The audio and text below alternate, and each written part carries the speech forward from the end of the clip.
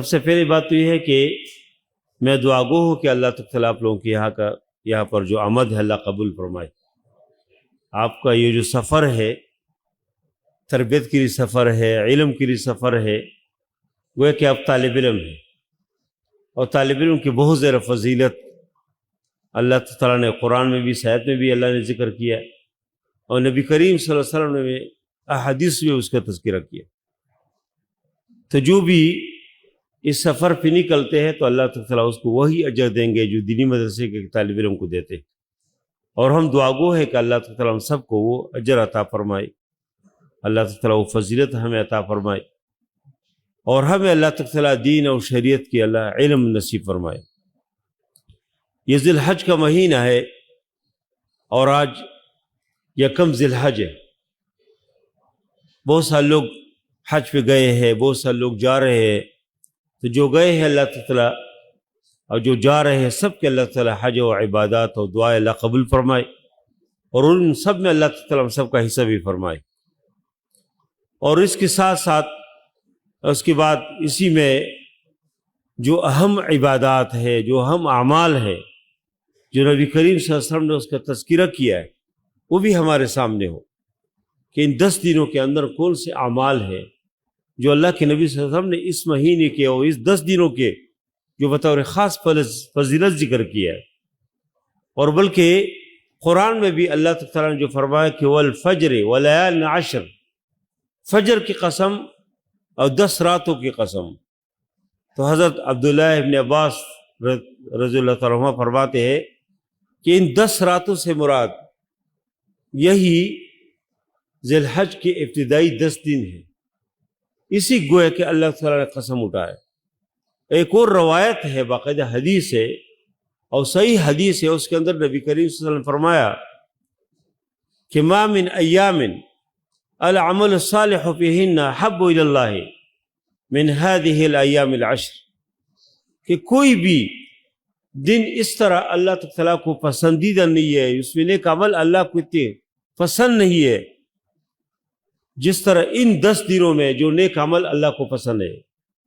صحابہ کرام نے پوچھا کہ ولل جہاد فی سبیل اللہ، جہاد فی سبیل اللہ بھی اس کے برابر نہیں ہے، جہاد فی سبیل اللہ کے اجر بھی ان 10 دنوں کے عمل کے مقابلے میں کم ہے؟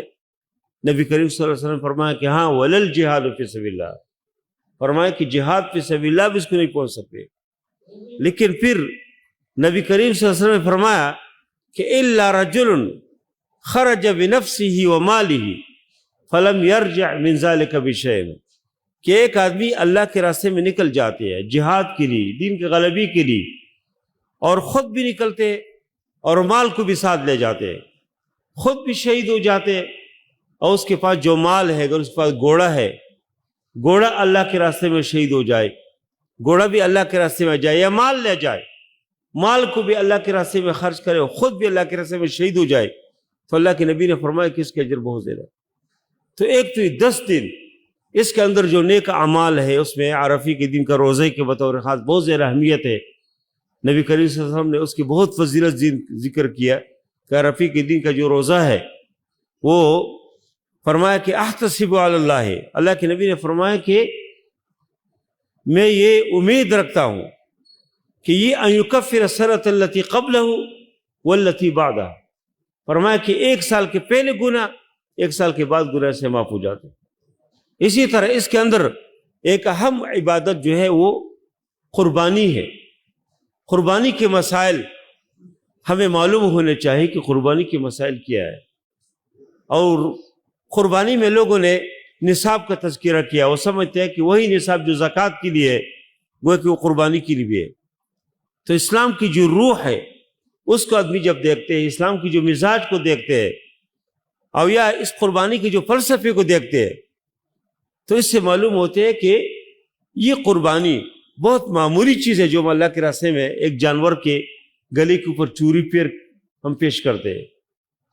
یعنی ابراہیم علیہ السلام جو قربانی دی ہے، یا آج کل کے زمانے میں فلسطین کے اندر جو مسلمان جس طرح اپنے آپ کو پیش کرتے ہیں، قربانی دیتے، اپنے بچوں کی قربانی دیتے، بچوں کے پیدا ہونے سے پہلے ہو اللہ کو پیارے ہو جاتے، اور جس طرح والدین اس کے اوپر صبر، والدہ اور سب پورے ایک ماحول ہے اس میں، جس طرح لوگ اپنے آپ کو پیش کرتے، اپنے مال کو پیش کرتے، اور ایک فلسطینی بچہ اپنے گھر کے ملبی کے اوپر اور ڈیر کے اوپر بیٹھ کے وہ قرآنی آیت پڑھتے، تلاوت کرتے، اور صبر کی تلقین کی جو آیت ہے اس کو پڑھتے، مسجدوں کے ملبی کے اوپر بیٹھ کے لوگ نمازیں پڑھتے، کتنے ایک مشکل مرحلے سے گزر رہے، قربانی جو پیش کر رہے، وہ اتنی بڑی قربانی وہ دیتے ہیں۔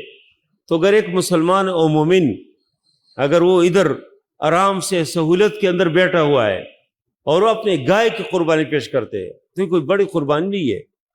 پھر اس میں دیکھیں کہ ابراہیم علیہ السلام بڑے عمر کے ہیں اور اللہ تعالیٰ کے سامنے دعا کرتے ہیں کہ رب ہب لی من الصالحین، اے اللہ مجھے ایک نیک بچہ دے، صالح بچہ دے۔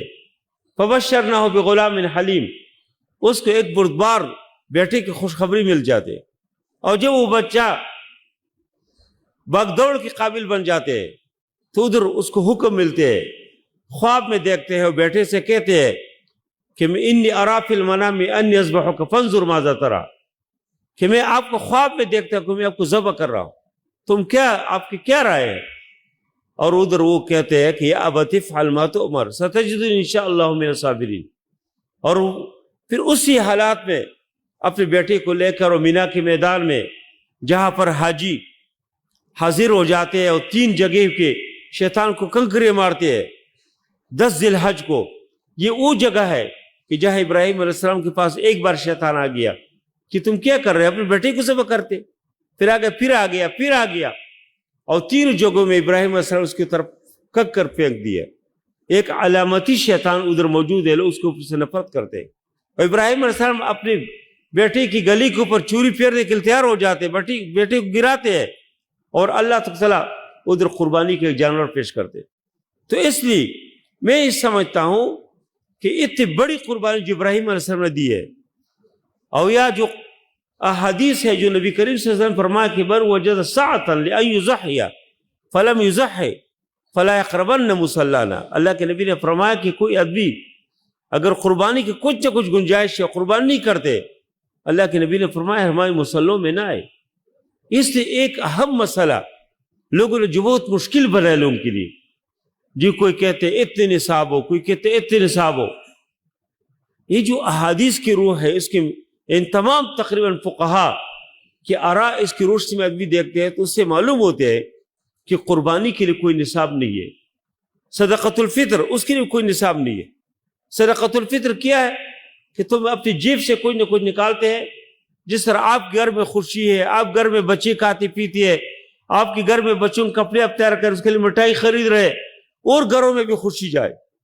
اور یہی فلسفہ جو ابراہیم علیہ السلام کی قربانی کا جو فلسفہ ہے یہ قربانی میں بھی ہے کہ ایک آدمی اگر اس طرح قربانی نہیں کر سکتے اور کرنا بہت مشکل بھی تھا تو اللہ نے ایک آسانی کی کہ تم اللہ کے راستے میں ایک جانور پیش کرو، تو ہر آدمی کے لیے پھر اور بھی جماعت اسلامی اور خدمت کے ذریعے سے آسانی آ گئی کہ آپ حصہ لو، حصہ اور بھی آسان ہے، کوئی مشکل نہیں ہے، آپ 20-22 ہزار روپے جمع کرتے اور تیار گوشت آپ لیتے۔ اس لیے اس میں فقہا کے اپنی جو آراء ہے وہ اپنی جگہ پر ہے، لیکن ہم میں سے ہر آدمی کوشش کرے قربانی کرے۔ قربانی کے نتیجے میں ایک تو قربانی کی جو رقم ہے اللہ کس طریقے سے اس کی اللہ مدد کرتے، وہ انسان کے اوپر بوجھ نہیں بنتے، جتنے بھی آپ خرچ کریں گے اللہ آپ کو دیں گے۔ دوسرے کے اور اتنے خرچے ہوتے ہیں، اگر ایک آدمی قربانی کے طور سے خرچہ کرنے سے کیا ہوتے، پورے سال میں مختلف قسم کے خراجات ہوتے ہیں قربانی کے سے ہٹ کر، اگر اس موقع پہ قربانی کے طور سے وہ ادائیگی کرے کوئی مسئلہ نہیں ہے۔ اور اصل بات یہ اس میں بھی ہے کہ گھر کے اندر بچے بھی خوش ہو جاتے، گھر کے اندر خوشی آ جاتے ہیں۔ جس گھر میں قربانی نہ ہو وہ گھر کے لوگ سب یہ سمجھتے کہ بہت سے غریب ہیں اور اس کے اوپر مسکنت و فقر طاری ہو جاتے۔ اس لیے میں نے یہ بات اس سے چھیڑی کہ لوگ اس میں فقہی مباحث سامنے لاتے ہیں کہ یہ فلان امام کی کیا رائے ہے، جی فلان کی کیا رائے ہے، جمہور کیا کہتے ہیں، فقہا کی جو بھی آراء ہو، لیکن اسلام کی جو روح ہے، شریعت کی جو روح ہے، اور یا ابراہیم علیہ السلام کا جو فلسفہ ہے اس کے مطابق آدمی دے کے تو قربانی کرنی چاہیے۔ اور قربانی کے پیسے انسان کو پتہ بھی نہیں چلتا، اللہ تعالیٰ اس کو ادا کرتے، اس کے انتظام ہو جاتے، کوئی پریشانی نہیں ہوتے۔ اس میں لوگ یہ کہتے ہیں اگر کسی نے 2 لاکھ کے موبائل خرید لیا آئی فون، لوگ اس کو مبارکباد دیتے ہیں، بھائی مبارک ہو، آپ نے ماشاءاللہ موبائل لیا، آپ نے 2 لاکھ 1.5 لاکھ، یہ تو بہت قیمتی موبائل ہے، آپ نے 2 لاکھ لے لیا، یہ تو بہت سستا لیا آپ نے۔ لیکن ایک آدمی اگر قربانی کے لیے پیسے دیتے، پھر لوگ کہتے ہیں کہ بھائی تم آپ کے غریب میں گھر میں تو فلان غریب ہے، آپ کے علاقے میں فلان غریب ہے، فلان لوگ کی شادیاں نہیں ہو رہے، فلان کی یہ نہیں ہو رہے، ان کو آپ دیتے۔ تو یہ بھی لوگ اس قربانی کے جو مقصد ہے اس کو مسخ کرنا چاہتے ہیں۔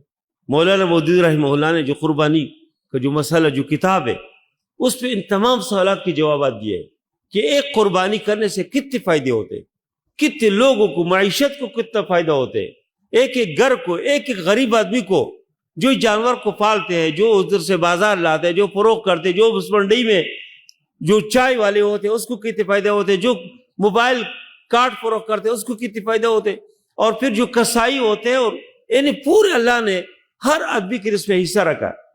اس لیے یہ جو قربانی کے خلاف ایک سازش ہے کہ لوگ کہتے ہیں بھائی تم اتنے لاکھوں جانور ذبح کریں، کیوں ذبح کریں، اور اس سے تو جانور کم ہو جاتے، حالانکہ اس میں جانوروں میں برکت آ جاتے۔ دیکھو جو جانور کتی وغیرہ دیکھ کتنی پیدا ہو جاتے، لیکن کتی کتنی کم ہے، کوئی اس کا نظر بھی نہیں آتے، بہت کم، کبھی کسی گلی میں کوئی کتا نظر آ جائے۔ بکریاں کتنے لوگ ذبح کرتے ہیں، پھر بھی کتنے بڑے ریوڑ اس کے ہوتے ہیں، ریوڑ کے ریوڑ، دیگر چیزیں۔ اس لیے ایک بات تو اس میں بہت ضروری، میں نے اس لیے اس میں بات کی کہ یہ قربانی کا ماحول ہے، لوگ اس کو خراب کرنا چاہتے ہیں۔ لوگ کہتے ہیں نہیں جو مغرب زدہ لوگ ہیں وہ کہتے قربانی نہ کرو، اتنی غربت ہے جی، لوگ فلان جگہ غریب ہے، فلان جگہ لوگ کو ضرورت ہے، اسپتال میں لوگ ان کو دے رہو، ان کی اپنی جگہ ضرورت ہے، اس کے ساتھ آدمی ویسے تعاون کرے۔ لیکن قربانی کی جانور جتنے آدمی بہترین جانور لے، پوری خلوص کے ساتھ لے، اللہ کے راستے میں خرچ کرے، اس کی اتنی اجر و ثواب ہے۔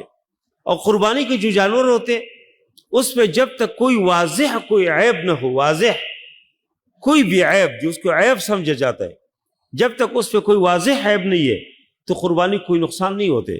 اس دن مجھے کس نے ایک تصویر بھیج دیا کہ ایک بکرا وہ خرید رہے اور کان ایسے درمیان سے کٹا ہوا، اس میں وہ ہے کہ کان الگ نہیں ہوا ہے لیکن درمیان سے کٹا ہوا ہے، وہ ہے کہ 2 حصے بن گئے، ہے کان اسی طرح ہے، تو یہ کوئی عیب نہیں ہے۔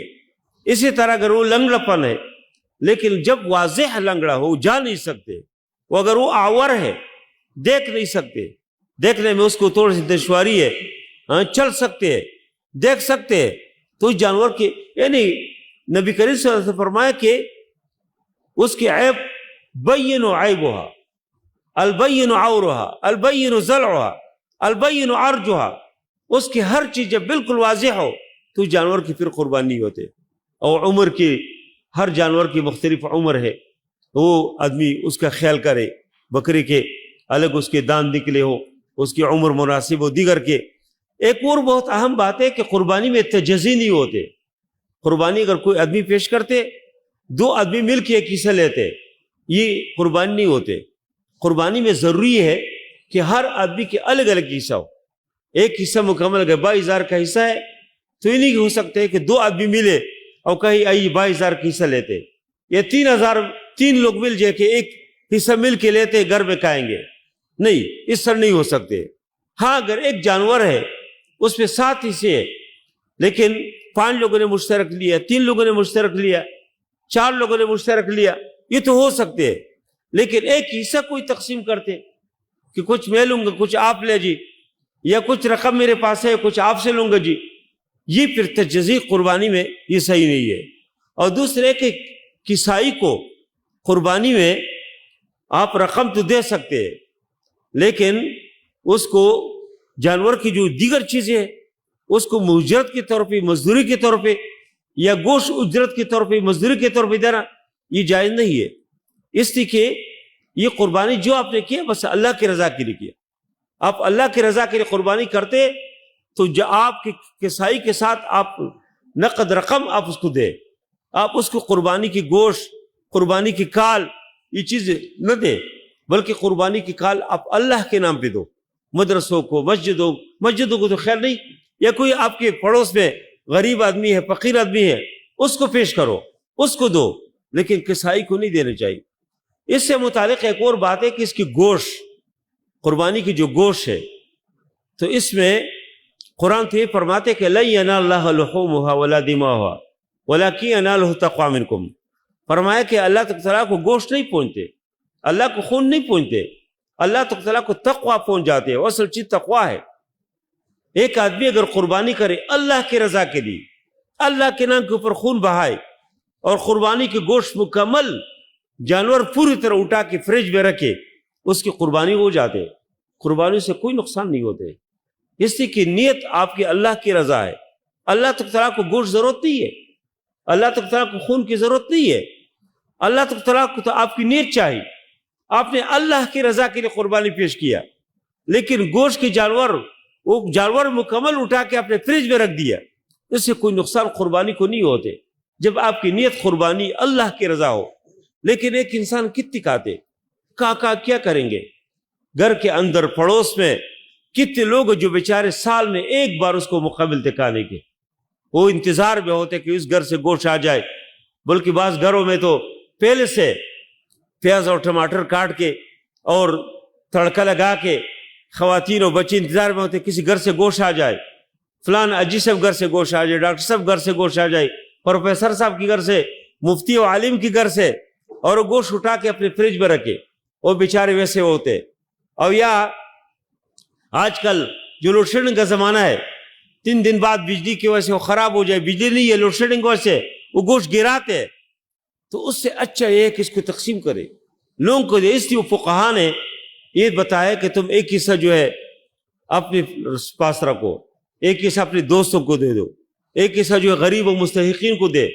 اور آج کل کی اس غربت کے زمانے تو مستحقین بہت زیادہ ہے، بہت سارے ضرورت مند لوگ ہیں، اگر آپ اس کو گوشت پہنچائے، وہ کھائیں گے، آپ کے ذریعے سے اطعام و طعام بہترین صفت ہے، کانت سے کھلانا، آپ اس کے سبب بن جائے تو اتنی بڑی خوش نصیبی کی بات ہے۔ اس کی کوشش ہمیں یہ کرنی چاہیے کہ ہم قربانی کی جو گوشت ہے وہ اگر ہم اپنے گھر بھی کچھ نہ کچھ لائے، لیکن زیر زیر ہم اللہ کے راستے میں دے، لوگوں کو دے، مستحقین کو دے، غریبوں کو دے، جو واقعی مستحق ہے ان تک پہنچائے، زیادہ بہتر ہے۔ اور آج کل تو فلسطین کے مسلمانوں کی بھی ضرورت ہے، اگر آپ ادھر حصہ ادھر بھیجے تو یہ تو سب سے بہتر بات ہے۔ یا کسی اور ملک میں اگر اس طرح مسلمانوں کو ضرورت ہو، کشمیر میں اور جگہوں میں ادھر آپ بھیجنا چاہتے ہیں، یا ملک کے اندر بہت سارے حصے ہیں جو غربت بہت زیادہ ہے، ادھر آپ بھیجنا چاہتے ہیں، یہ بہت بہترین ذریعہ ہے، بہت اچھی بات ہے۔ آپ کوشش کریں۔ اسی طرح فقہا نے اس وجہ سے تقسیم کی بات کی کہ گوشت جو ہے تم تقسیم کرو اور لوگوں کو تک پہنچائے۔ اس کے علاوہ مجھ سے کس نے پوچھا کہ نماز کے حوالے سے نماز کے فرائض ذکر کیا کہ نماز کی اہمیت ظاہر ہے کہ بہت زیادہ اہمیت ہے، تو اگر اس کے آدمی اس کو اصول کا خیال نہ کرے، شرائط کا خیال نہ کرے تو نماز تو پھر نہیں ہوتے۔ تو نماز میں سب سے بڑی بات اور اہم جو ہے وہ تکبیر تحریمہ ہے۔ انسان جو ہے تکبیر تحریمہ پڑھے، اگر تکبیر تحریمہ کے بغیر جیسے کھڑے ہو جائے، نیت یہ نہ ہو، نماز کی نیت نہ ہو، تکبیر تحریمہ نہ پڑھے تو اس کی نماز تو پھر نہیں ہوتے۔ اس طرح قیام کے اوپر اگر وہ قادر ہے، کھڑا ہو سکتے اور قیام نہیں کرتے، اس کی نماز نہیں ہوتے۔ ہاں نوافل میں نبی کریم صلی اللہ علیہ وسلم کے بارے میں حضرت عائشہ رضی بھی فرما رہی ہے، حضرت ام سلمہ کی بھی روایت ہے کہ نبی کریم صلی اللہ علیہ وسلم کو کبھی بھی فرض نماز ہے نفل ہو ہم نے بیٹھ کے نماز ادا کرتے ہو نہیں دیکھا۔ ہاں مگر آخری عمر میں جب اللہ کے نبی صلی اللہ علیہ وسلم بہت زیادہ بیمار ہو گئے، مرض الموت میں تھے، تو اس وقت پھر اللہ کے نبی صلی اللہ علیہ وسلم نے پھر جو ہے کچھ نمازیں جو ہے بیٹھ کے پڑھی ہے، نفلی نمازیں۔ اور فرضی نمازوں میں بھی جو ابوبکر صدیق رہو موجود ہے اور وہ مثال ہے، وہ بہت کم۔ اس کے بعد اللہ کے نبی صلی اللہ علیہ وسلم کے جو یعنی شریعت کا جو حکم ہے وہ ہے کہ جو آدمی قادر علی القیام ہو تو اس کو کھڑا ہونا چاہیے، اس کو بیٹھنا نہیں چاہیے۔ اسی طرح نماز میں رکوع و سجدہ یہ فرض ہے، اگر کوئی رکوع صحیح انداز سے نہیں کرتے، رکوع اکثر اس طرح صحیح انداز سے جھکتے نہیں، کمر اگر صحیح برابر نہ ہو، سر اور کمر برابر کرے اور صحیح رکوع کرے، اس کے جو تسبیحات ہے وہ پڑھے، اور اس کے بعد رکوع کے بعد سجدہ، سجدے کے اندر 7 اعضاء کے ساتھ سجدہ لازمی ہے۔ 7 اعضاء کیا ہے؟ دونوں ہاتھ، دونوں پاؤں، دونوں گھٹنے اور چہرہ، یہ سب 7 اعضاء اللہ تعالیٰ کی طرف متوجہ ہو جائے، اس کے ساتھ انسان سجدہ کرے، سجدے سے اللہ بہت خوش ہو جاتے. سجدہ اللہ تعالیٰ کو بہت پسندیدہ عمل ہے، اللہ تعالیٰ اس سے خوش ہو جاتے، اللہ راضی ہو جاتے. قرآن میں بھی اللہ نے فرمایا کہ تم سجدہ کرو اور وقترب، اللہ کی قرب حاصل کرو. نبی کریم صلی اللہ علیہ وسلم فرماتے ہیں کہ انسان جب سجدہ کرتے تو فرمایا کہ شیطان بہت خفا ہو جاتے، شیطان اپنے اوپر خس و خاشاک ڈالتے اور کہتے میں تباہ ہو گیا ہوں، کیونکہ ابن آدم کو سجدے کا حکم ہوا، فسجد فلہ الجنہ، اس سجدے کی وجہ سے جنت میں جائیں گے. اور شیطان کہتے ہیں کہ وہ امرت بالسجود، مجھے سجدے کا حکم ہوا تھا، فابیت، میں نے انکار کیا، فلی النار، میرے جہنم کے آگے. تو سجدہ بہت اہم عبادت ہے، اللہ تعالیٰ اس کے اوپر بہت خوش ہو جاتے ہیں. سجدے کے اندر آدمی اذکار پڑھتے ہیں، دعائیں کرتے ہیں، اس دعا بھی اللہ قبول کرتے.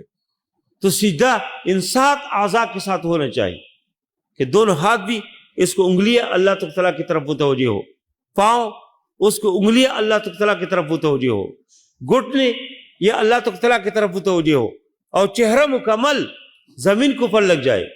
بعض لوگ ایسے کرتے ہیں کہ صرف تھوڑی لگاتے اور حصہ اوپر زمین سے اوپر ہوتے، یا بعض لوگ پیشانی لگاتے اوپر حصہ اوپر کر اور حصہ جو ہے اوپر کر دے.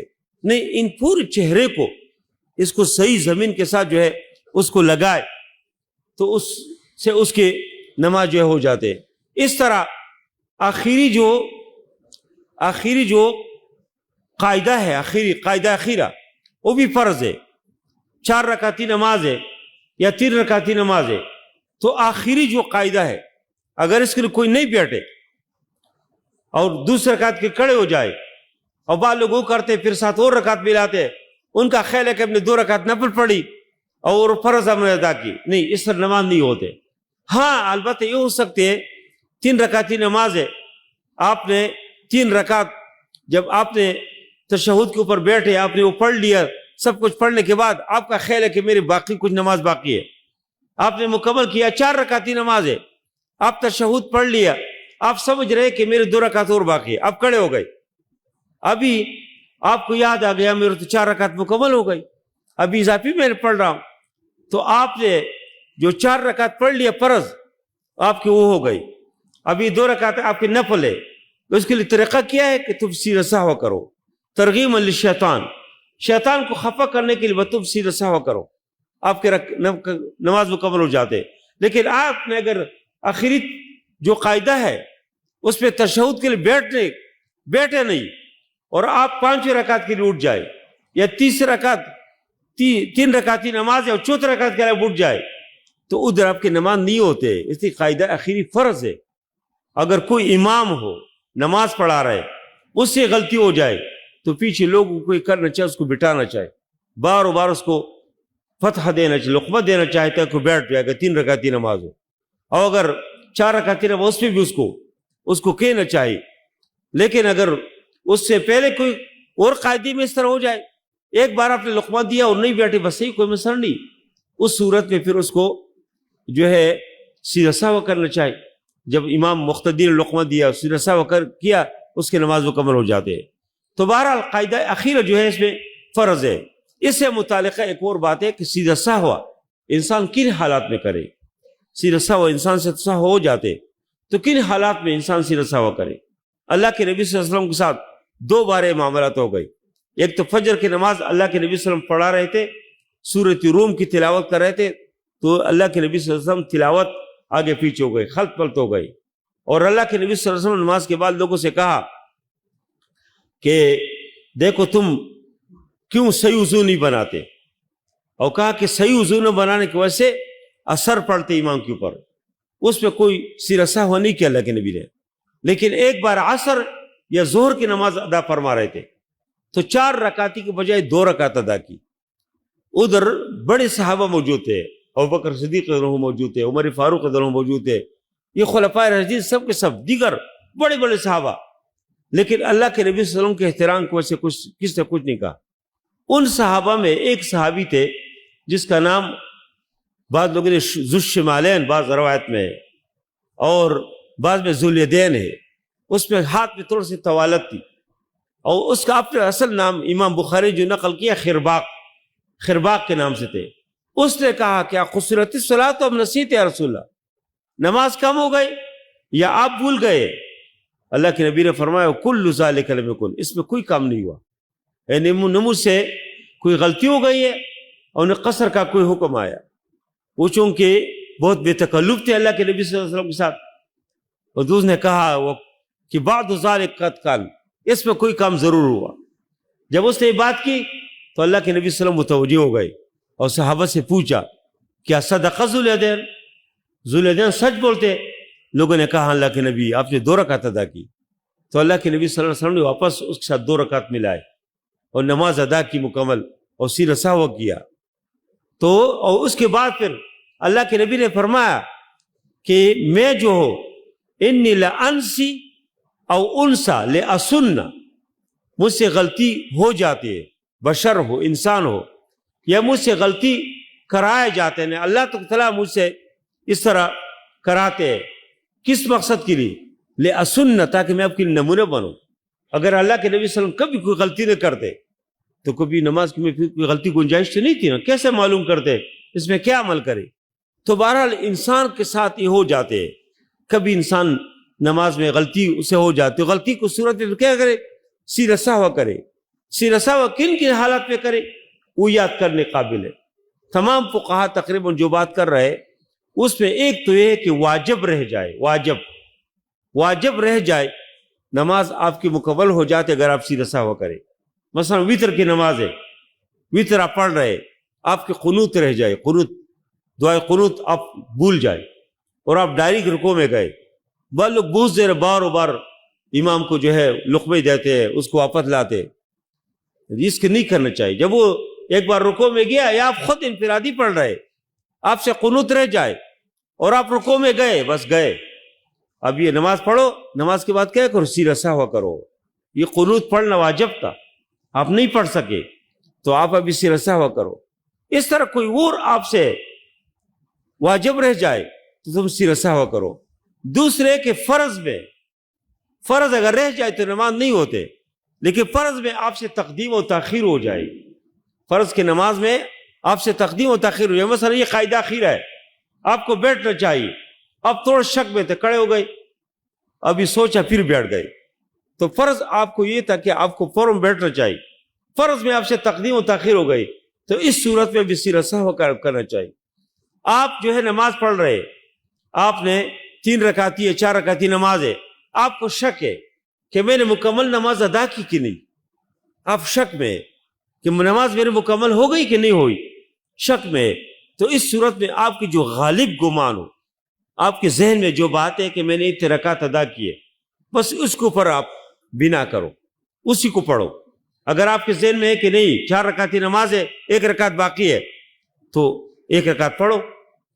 اگر آپ نے واقعی 4 پڑھ لیا ہو اور آپ ویسے 3 سمجھتے ہیں تو ایک جب آپ نے اضافی پڑھ لی ہے، آپ اوپر سیر سہو کریں گے تو یہ سیر سہو اس کی شفع بن جاتے، گویا کہ آپ کی 2 رکعت ہو گئی، آپ نے 2 رکعت نفل پڑھ لیا اور نماز مکمل پڑھ لی۔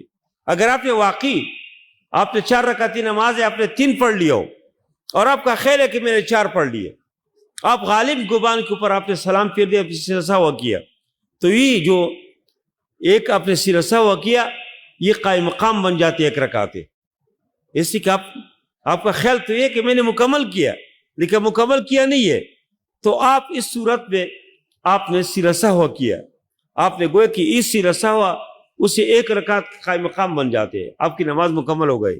آپ کو ویسے نماز میں کوئی شک پڑ جائے، آپ سیر سہو کرتے، یہ ترغیب للشیطان، شیطان کو خفا کرنے کے، نہ آپ کے فرض میں تقدیم و تاخیر آ گئی، نہ آپ کی واجب رہ گئی، آپ کو ویسے شک پڑ گیا کہ یار نماز میں نے مکمل کیا کہ نہیں، آپ نے سیر سہو کیا اور آپ نے نماز، اس پہ شیطان ذلیل ہو جاتے ہیں، شیطان خفا ہو جاتے ہیں۔ شیطان تو چاہتی ہے یہ کہ وہ آپ کو نماز میں خیالات ڈالے، آپ کے ذہن میں اس طرح باتیں ڈالے کہ آپ سے نماز ادھر ادھر ہو جائے، آپ نماز بھول جائے، اور آپ نماز، آدمی جب بھی واقعی کوئی کام پہلے سے یاد بھی نہ ہو کہ جب نماز کے لیے کھڑے ہوتے تو یہ خیالات ذہن میں آ جاتے.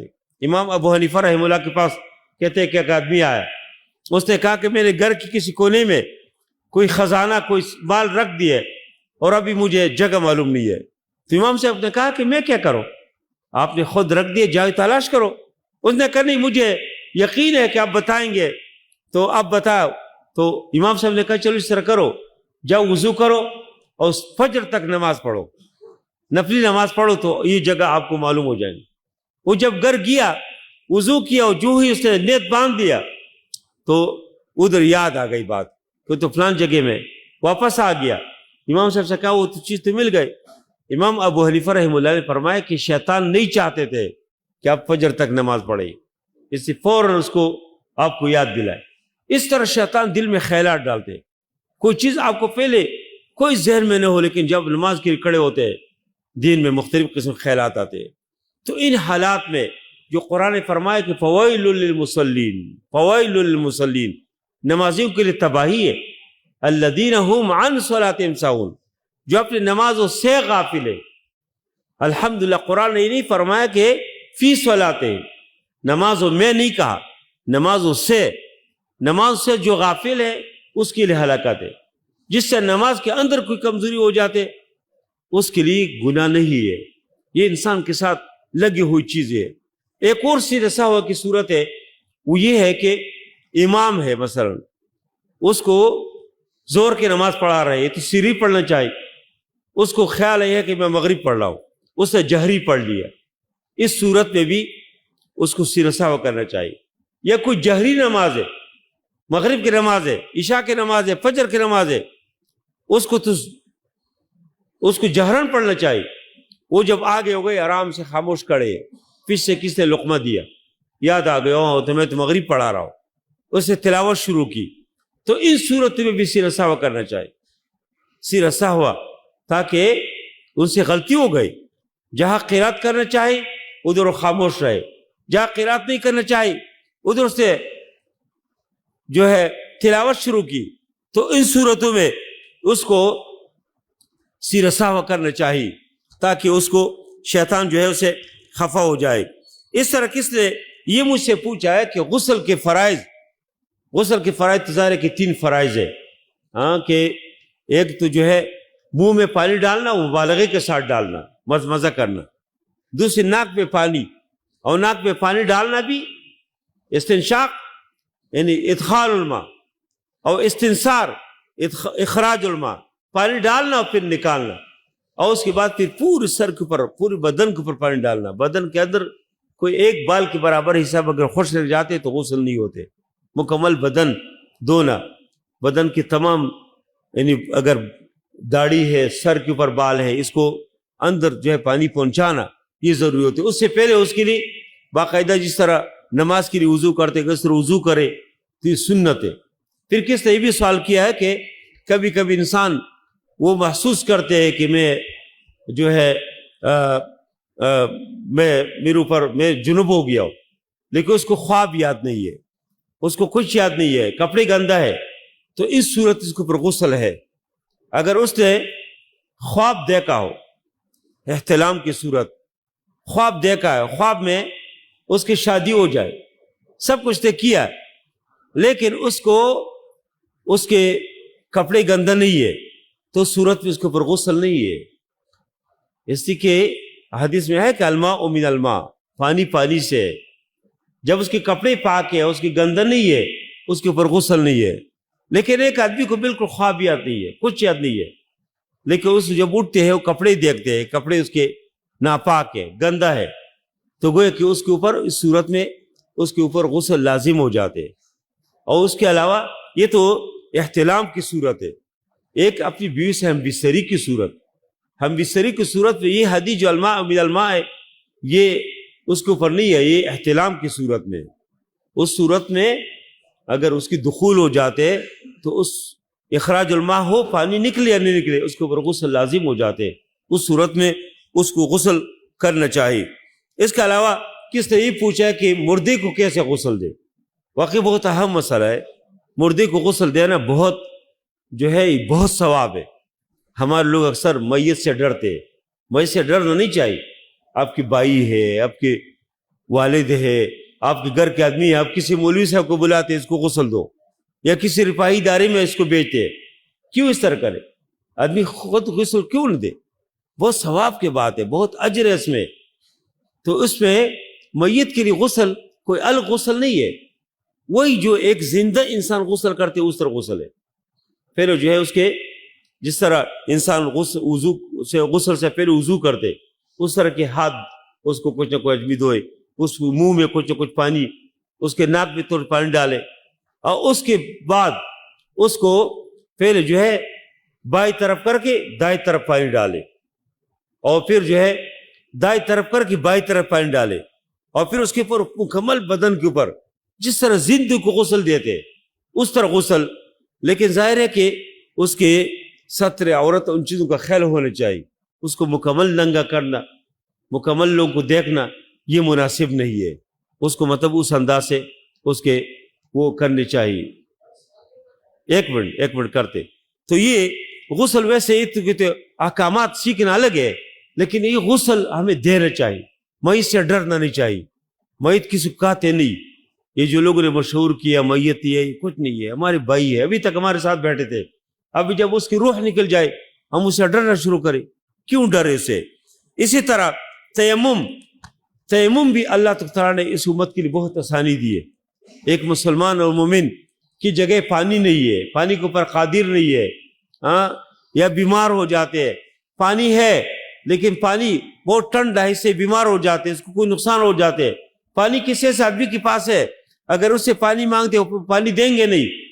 اس طرح تمام صورتوں میں یہ پانی ٹوکر کی طرف ہے، اس سے ادھر یتیم خانے کی طرف جانا ہے. ان تمام صورتوں میں اللہ نے تیمم کا حکم دیا. تیمم جو ہے مٹی یا مٹی کی جن سے جو بھی چیز ہو اس سے تیمم کر سکتے ہیں. اس سے انسان اس طرح پاک ہو جاتے جس طرح پانی سے پاک ہو جاتے.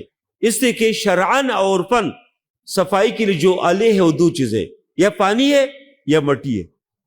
پانی نہیں ہے تو اس کے قائم مقام پھر مٹی ہے.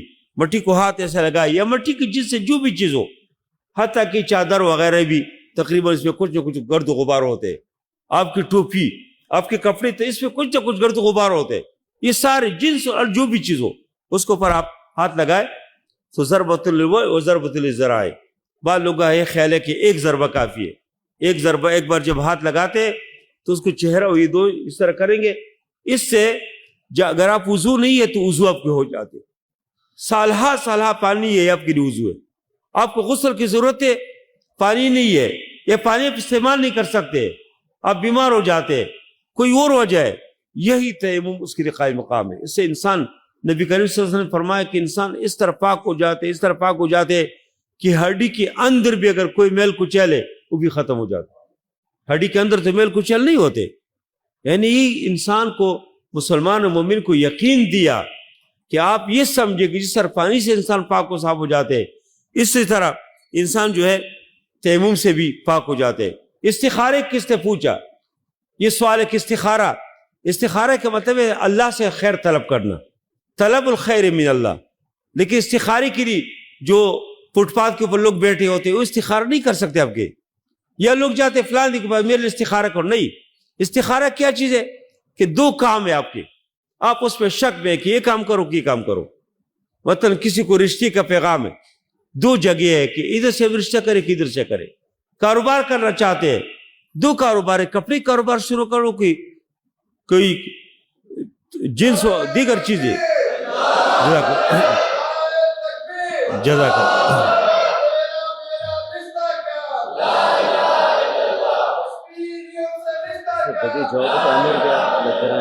صحیح.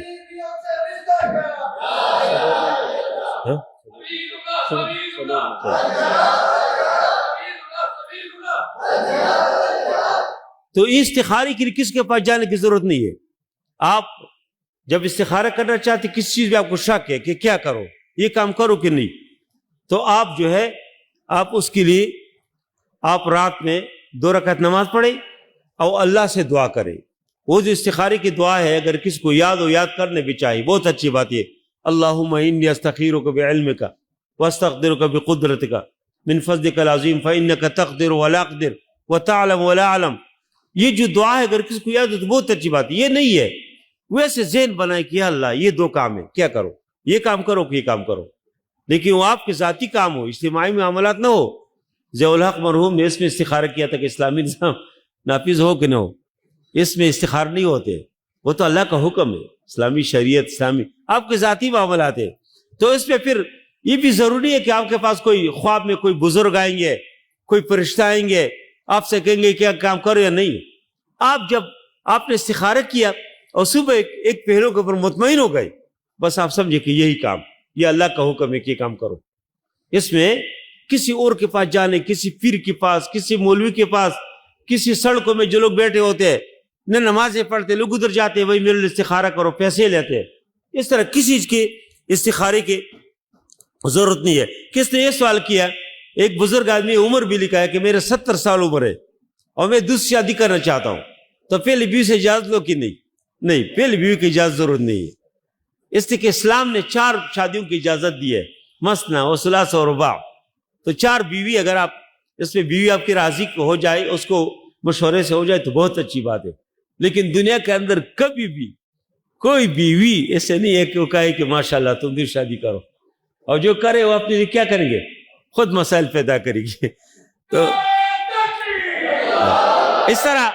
اس طرح مہر کی بات کی. مہر تو اسلام کا مزاج ہے کہ کم از کم ہو، کم از کم کی مقدار کے 10 درہم. آج کل کے موجودہ زمانے میں 10 درہم یہ نہیں ہے کہ دبئی وغیرہ کی جو کرنسی ہے، 10 درہم اس زمانے کے سونے اور چاندی کے ٹکڑے ہوتے تھے. اور یہ مفتی شفیع رحمہ اللہ کی ایک کتاب ہے اوزان شرعیہ کے نام سے، اس نے بھی اندازے لگائے، اس لیے کہ اس زمانے کے چیزیں آج کل کے زمانے پر قیاس تھی کہ اس زمانے کی جو رتل ہے، اس زمانے کی جو سا ہے وہ مختلف ہوتے تھے. مکی کے الگ، مدینے کے الگ، دمشق و کوفہ وغیرہ کے الگ، اس کو صحیح آدمی اندازہ نہیں لگا سکتے.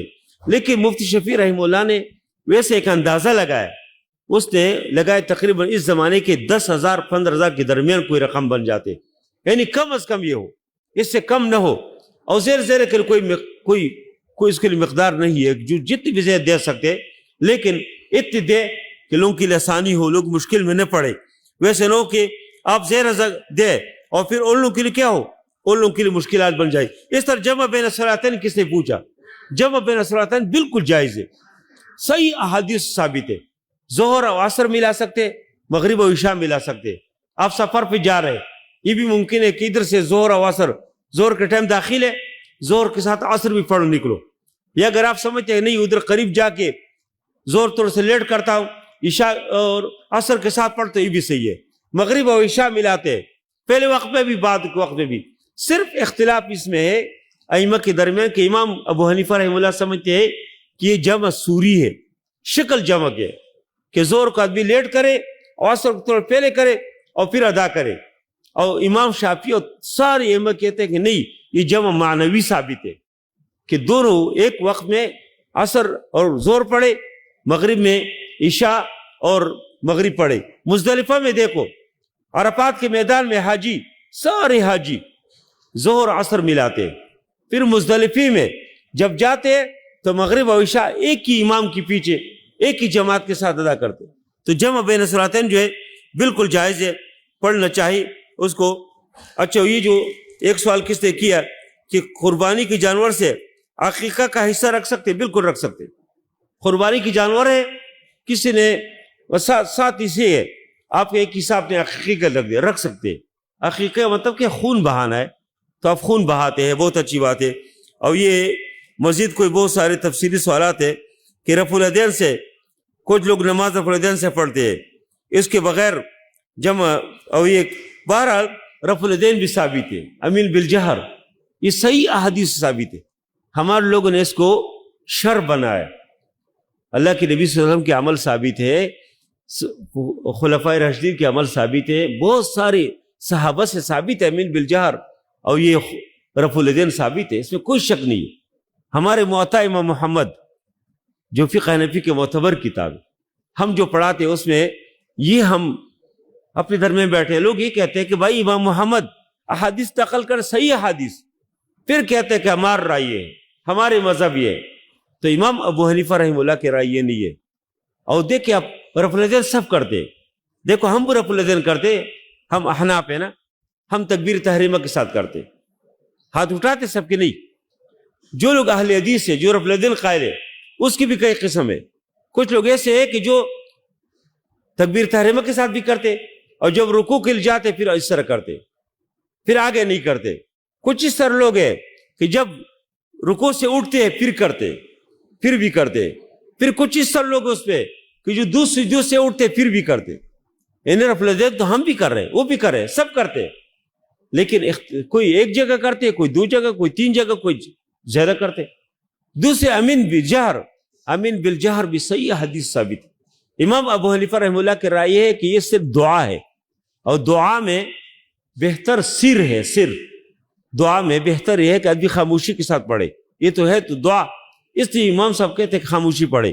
دیگر سب لوگ احادیث میں یہ ہے کہ جو امام جس کے امین امام کے او سب مقتدی کی امین فرشتوں کے امین کے ساتھ مل جائے تو غفر له ما تقدم من ذنبه، اس کے گناہ اللہ معاف کریں گے۔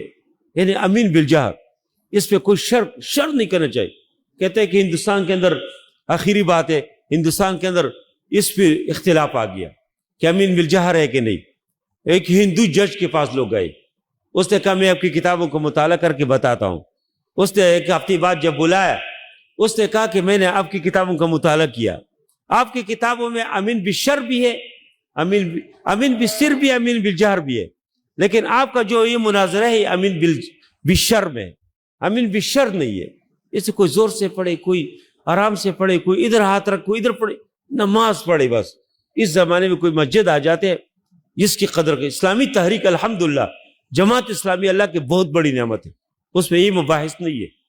بس لوگ کو مسجد لاؤ جی، نمازیں پڑھے، کوئی ادھر ہاتھ رکھتے، کوئی ادھر رکھتے، کوئی ارسال، مالکی ارسال کرتے، بڑا امام ہے، اس کے الگ دلائل ہے۔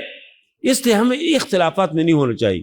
دین اور اسلام اور شریعت کی کوئی خدمت نہیں ہے کہ جو اختلافات آج کل جو مناظرہ بازی ہے، کہتے فلان آ جائے میرے ساتھ۔ بعض مولوی ایک ٹکی کے آدمی نہیں ہوتے، اور وہ جو ہے فیس بک کے اوپر کہتے ہیں فلان آدمی میرے ساتھ مناظرہ کرے، مودودی کی یہ بات آؤ جی اس کے اوپر۔